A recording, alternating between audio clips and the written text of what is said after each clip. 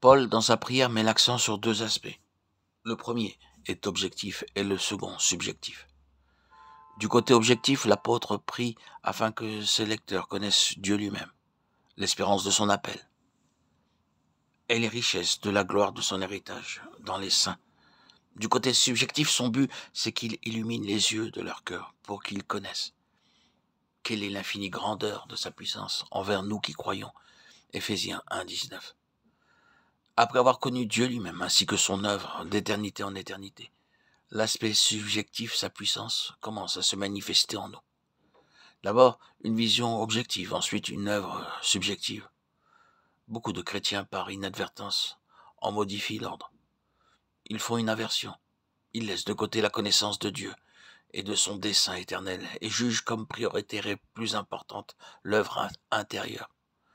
Que je sois plus saint, que je sois plus victorieux, que je puisse être spirituel.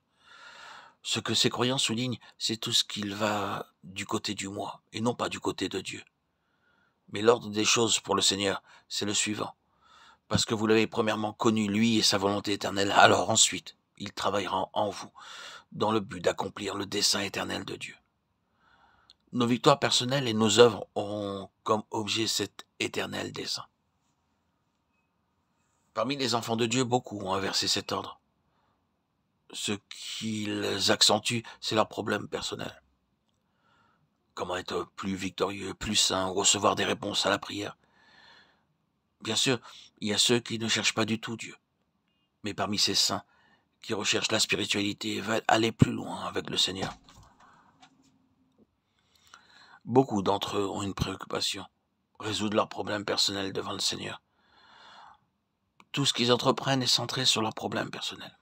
Ce qu'ils désirent avoir et voir de la part de Dieu n'est rien d'autre qu'une suite de délivrance afin qu'ils puissent jouir d'une vie paisible et heureuse. Beaucoup parmi le peuple de Dieu sont uniquement centrés sur eux-mêmes. Tout dans leur vie gravite autour d'eux-mêmes, à tel point que tout ce qui les intéresse, c'est eux seuls. Bien entendu, nous avons besoin de l'œuvre de Dieu dans nos vies, de victoire dans nos vies et de sainteté. Sans nul doute, nous avons besoin de puissance et de force dans nos vies, d'être émancipés et délivrés. Cependant, le cœur du problème ne réside pas dans cela.